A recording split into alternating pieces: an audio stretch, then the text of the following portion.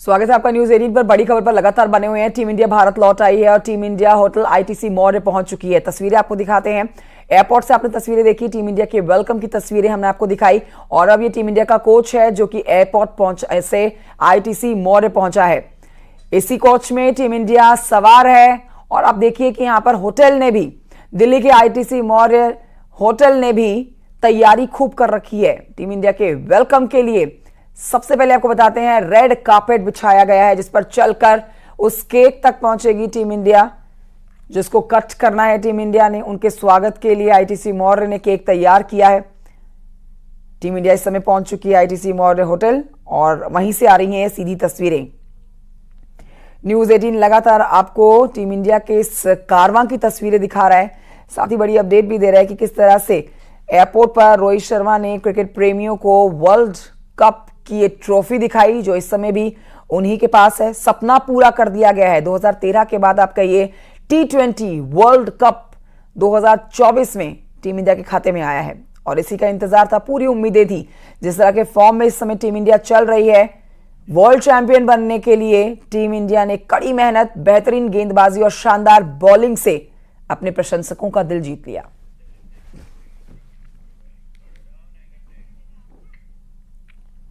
और आइए आपको पहाड़ की खबरें दिखाएंगे। सबसे पहले आपको बता रहे हैं कि उत्तराखंड में लगातार बारिश चल रही है। आज भी कई जगहों पर लगातार बारिश हो रही है। बारिश से नदियां नाले उफान पर आ रखे हैं। कई जगह पर लैंडस्लाइड की भी खबर आई है। वैसे आपको बताएं कि पूरे राज्य में बारिश इस समय हो रही है, लेकिन गढ़वाल के रुद्रप्रयाग और चमोली के साथ ही कुमाऊं के सभी जिलों में तेज बारिश है, जिसका असर लोगों के जीवन पर पड़ रहा है। मौसम विभाग ने आज भी बारिश के लिए अलर्ट जारी कर रखा है। इसीलिए बता देते हैं आपको, कुमाऊं के आज स्कूल कहीं बंद रहने वाले हैं। ना सिर्फ स्कूल बल्कि कॉलेजेस भी बंद रहेंगे। नैनीताल, पिथौरागढ़, चंपावत, बागेश्वर जैसे जिलों में आज स्कूल बंद रहने वाले हैं। डीएम ने इसका आदेश जारी किया है।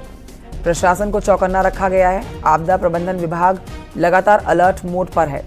उत्तराखंड में कई जिले इस समय रेड अलर्ट में घोषित किए गए हैं मौसम विभाग की तरफ से। कई ऑरेंज अलर्ट में है और कई येलो अलर्ट में।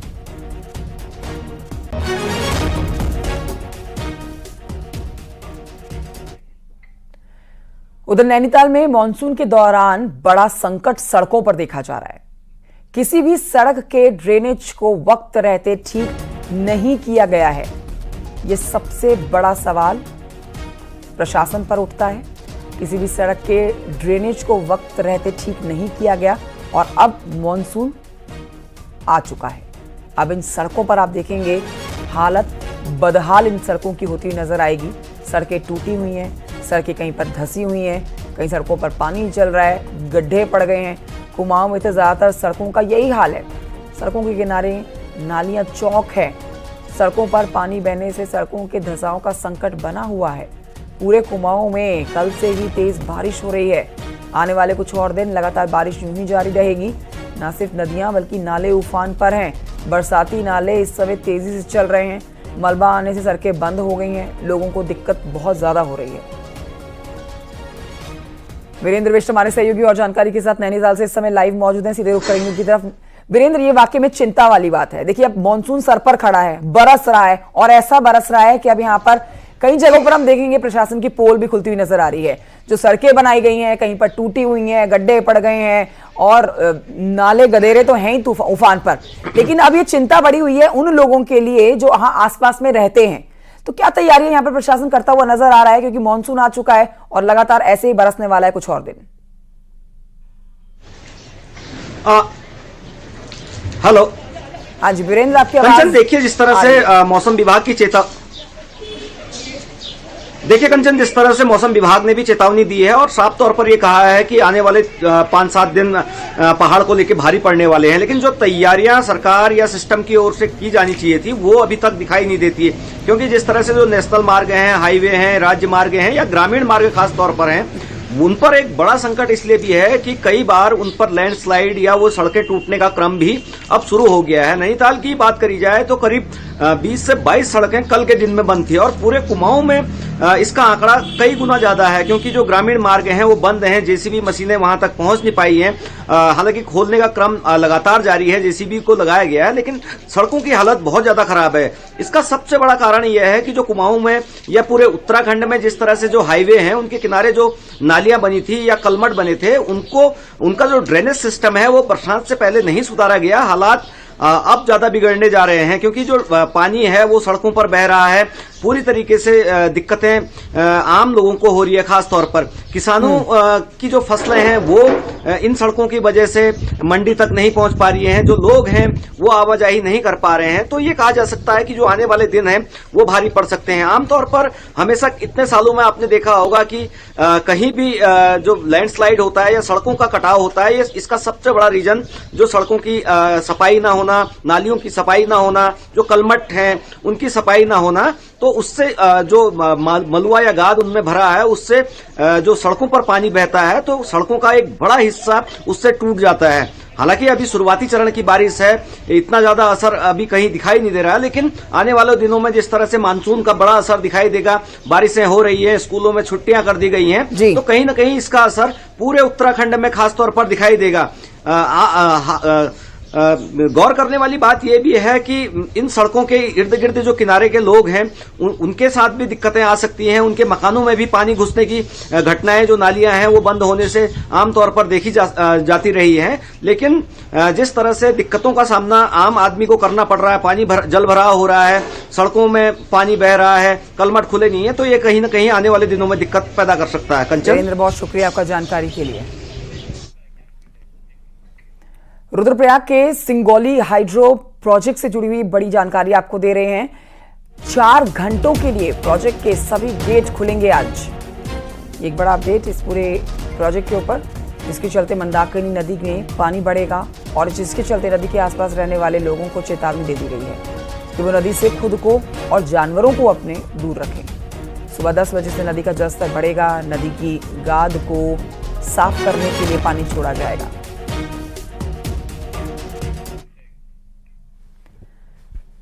10 जुलाई को बद्रीनाथ सीट पर उपचुनाव होना है, लेकिन बारिश ने उपचुनाव के प्रचार की रफ्तार को धीमा कर दिया है।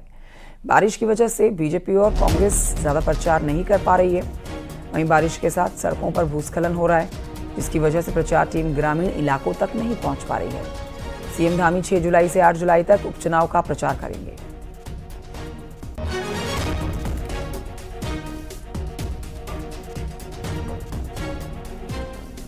नितिन सेमवाल हमारे सहयोगी और जानकारी के साथ मौजूद है इस समय लाइव। नितिन, ये चुनौती भरा रहने वाला है। देखिए, उपचुनाव 2 सीटों पर बीजेपी और कांग्रेस दोनों अपने लिए जीत का दम भर रही हैं। हालांकि मायावती भी हैं यहां पर चुनावी मैदान में, लेकिन मुकाबला यहां पर सीधे आप कहिए कि बीजेपी और कांग्रेस के बीच में रहने वाला है। लेकिन प्रचार कैसे करें? बारिश और बारिश के साथ होने वाला भूस्खलन चिंता बढ़ा रहा है पार्टियों की।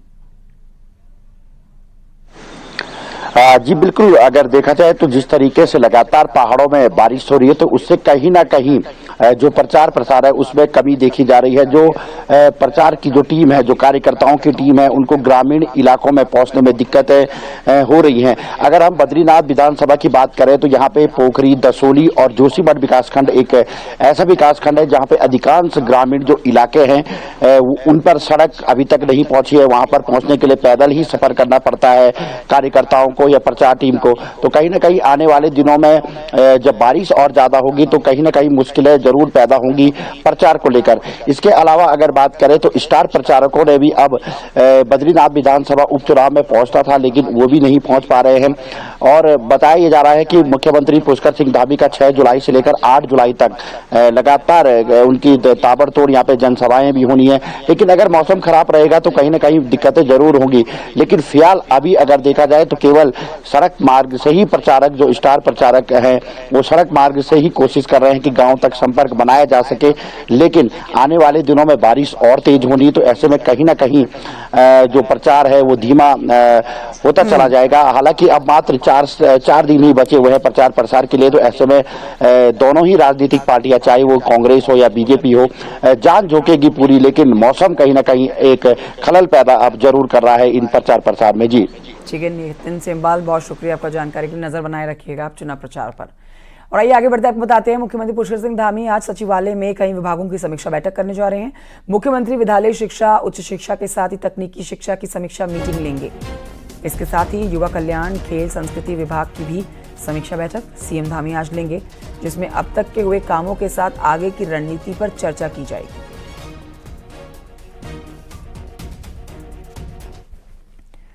मुख्यमंत्री पुष्कर सिंह धामी एक बार फिर से 2025 तक उत्तराखंड को सर्वश्रेष्ठ राज्य बनाने के अपने टारगेट को हासिल करने में जुट गए हैं। किसी भी लेवल पर कोई चूक ना हो, इसके लिए सीएम धामी एक एक विभाग की बारीकी से समीक्षा कर रहे हैं। देखिए रिपोर्ट।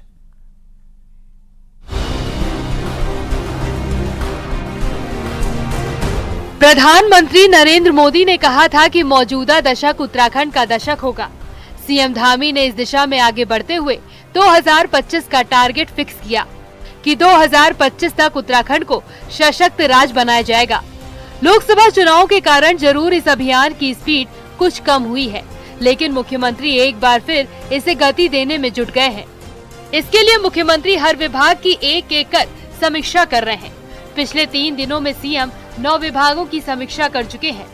विभागों की समीक्षा पूरी होने के बाद मुख्यमंत्री का जिलों में जाने का कार्यक्रम है, जहां ग्राउंड जीरो पर मुख्यमंत्री विकास योजनाओं की पड़ताल करेंगे। पिछले 2-2.5 महीने पूरी मशीनरी लोकसभा चुनाव के व्यस्त होने के कारण से अब कामों को और निरंतरता देनी है, तेजी देनी है। इसलिए सभी विभागों का क्रमवार रूप से हमने समीक्षा रखी है, जिससे कि जो पिछले दिनों काम हुए हैं, हम कितना पहुंचे हैं, कितना हमारा लक्ष्य है, और हर विभाग अपनी 10-10 योजनाएं प्राथमिकता की दे, गेम चेंजर स्कीम दे, अगले 2 सालों के अंदर जो पूरे होने वाले वो प्रोजेक्ट दें। मुख्यमंत्री के सचिव आर मीनाक्षी सुंदरम का कहना है कि ये रूटीन मीटिंग नहीं है। सरकार 2 साल का कार्यकाल पूरा कर चुकी है। अगले 2-2.5 साल में वो योजनाएं कौन कौन सी हैं, जिनको पूरा किया जा सकता है। विभाग से इसकी लिस्ट मांगी जा रही है। इसके अलावा हर विभाग से एक एक गेम चेंजर प्रोजेक्ट भी मांगा जा रहा है, ताकि विभाग अपनी फ्लैगशिप योजना पर डेडिकेटेड होकर काम करे और उसका आउटपुट दे। देखिए, इस बार की जो रिव्यू मीटिंग्स हैं, ये रूटीन टाइप के रिव्यू मीटिंग्स नहीं है। ये स्पेसिफिक एजेंडा है कि हर एक विभाग जो है अपने लिए game changer policies, game changer programs, game changer projects लेके आएंगे और उसको प्रेजेंट करेंगे।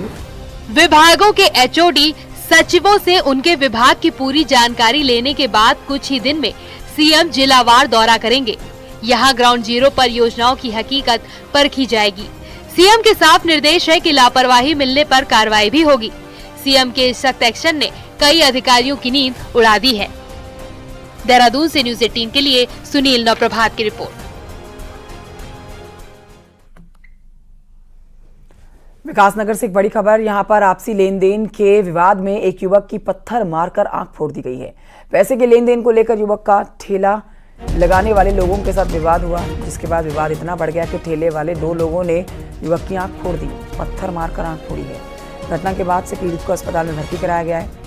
परिवार के लोग भी यहां पहुंच गए। हालत गंभीर देखते हुए हायर सेंटर यहां रेफर कर दिया गया। वहीं हमलावर आरोपी फरार हो गया है, जिसके बाद नाराज लोगों ने हंगामा भी किया है। जल्दी गिरफ्तारी की मांग कर रहे हैं। हम लोग लगातार इसमें बाहरी व्यक्तियों में सत्यापन अभियान चला रहे हैं। एसएसपी महोदय के निर्देशानुसार आज सुबह भी ऐसे लोगों का अभियान चलाया गया था और 40 लोगों का पुलिस एक्ट के अंतर्गत कार्रवाई की गई उनके खिलाफ में। और ऐसे कोई बाहरी तत्व आकर के आपराधिक किस्म के पाए जाते हैं आगे भी किसी वेरिफिकेशन में, तो उनके खिलाफ कठोरतम कार्रवाई की जाएगी। और ये बढ़ते आगे कोटद्वार से खबर है। यहाँ पर बीईएल रोड पर भीषण सड़क हादसा हुआ है। एक ट्रैक्टर ट्रॉली तेज रफ्तार बाइक से टकरा गई है। हादसे में एक 26 साल के युवक की मौत हो गई है, जबकि दूसरा घायल है। हादसा सब्जी मंडी के पास हुआ है। बाइक सवार युवक कोडिया बस्ती का बताया जा रहा है, जिसकी मौत हो गई है।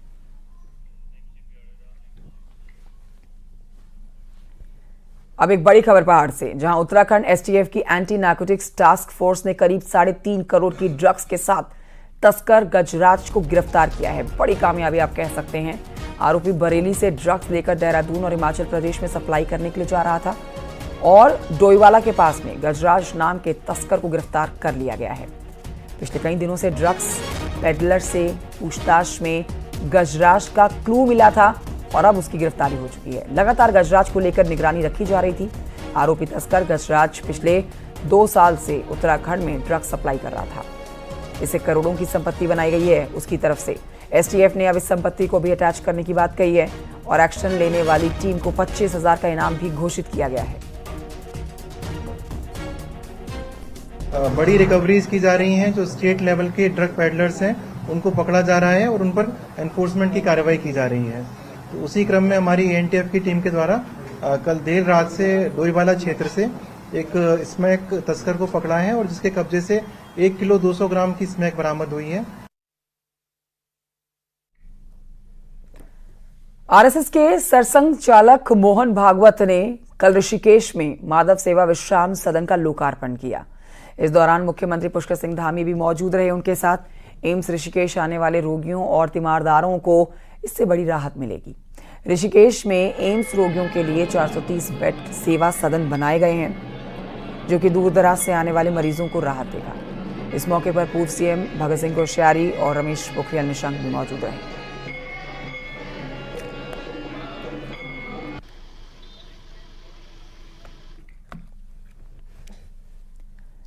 मंगलौर में उपचुनाव का प्रचार तेज हो गया है। कांग्रेस ने प्रचार में पूरी ताकत झोंक दी है। कांग्रेस ने बीजेपी पर स्टार प्रचारकों को लेकर निशाना साधा है। कांग्रेस ने कहा है कि बीजेपी सरकार में कोई काम नहीं किया गया है, इसलिए उपचुनाव में वो स्टार प्रचारकों के ही भरोसे हैं।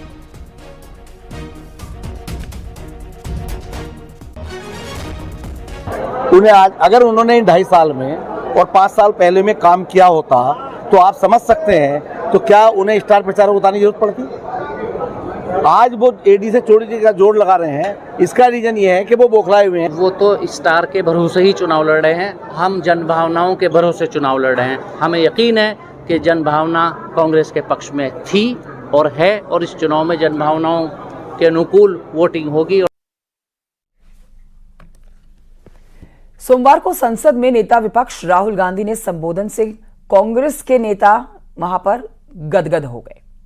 कांग्रेस प्रदेश अध्यक्ष करण माहरा ने अपने नेता की तारीफ में कसीदे पढ़े हैं। बीजेपी का कहना है कि कांग्रेस प्रदेश अध्यक्ष राहुल गांधी के लिए बुद्धि शुद्धि यज्ञ करें और बताएं कि उनका ताल्लुक किस समाज से है।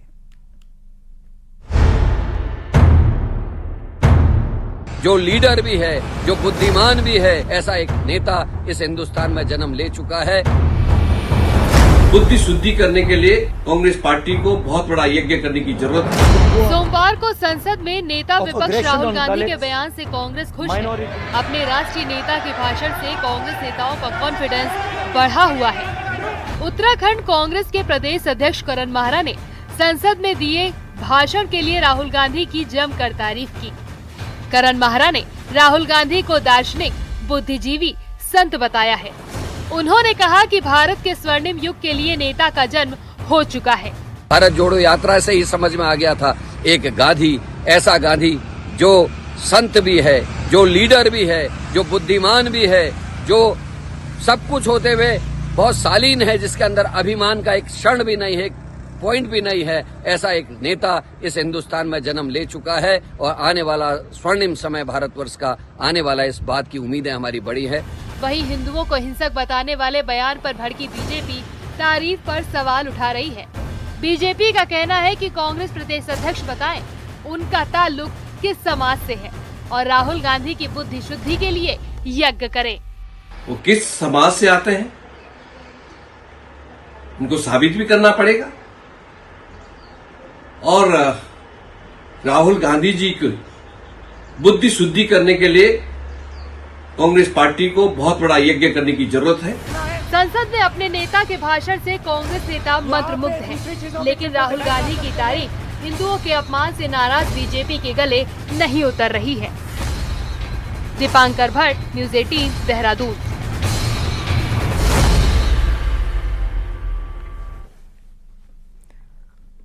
उधर हरिद्वार में गैंगरेप कर हत्या के मामले को लेकर नेता प्रतिपक्ष यशपाल आर्य ने डीएम को ज्ञापन सौंपा है और पीड़ित परिवार को मुआवजा दिए जाने की मांग की है।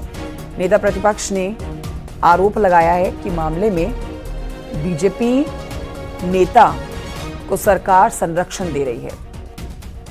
यही कारण है कि अभी तक आरोपी को गिरफ्तार नहीं किया जा सका है। आपको बता दें कि इस मामले में बीजेपी के नेता आदित्य राज सैनी आरोपी हैं, जिसे बीजेपी ने पार्टी से बाहर कर दिया है। कि जब भारतीय जनता पार्टी स्वीकार कर चुकी है कि वो संलिप्त है, तो उससे कार्रवाई करने से परहेज क्यों है? साफ तौर से जाहिर है कि सरकार उसको पूरा संरक्षण दे रही है कोई उस परिवार के बीच में उस माँ के आंखों के आंसू को पूछने के लिए नहीं गया, कोई आर्थिक इमदाद नहीं दी गई। तो देखिए, हरिद्वार के शादरशाह में हुए गैंगरेप पर कांग्रेस हमला हो रखी है बीजेपी पर, और बीजेपी नेता के मामले में शामिल होने के बाद बीजेपी से लगातार सवाल पूछ रही है। बीजेपी नेता और हरिद्वार सांसद त्रिवेंद्र सिंह रावत ने हैरानी भरी बयान दिया है। त्रिवेंद्र सिंह रावत 30 साल पुराने एक मामले को याद करने लगे हैं। उन्होंने कहा है कि कांग्रेस 1995 में नैना साहनी को तंदूर में जलाने की घटना याद कर ले। हालांकि बाद में त्रिवेंद्र सिंह रावत ने कहा कि प्रशासन ने इस मामले में कार्रवाई की है और पीड़ित परिवार को मुआवजा भी दिया गया है।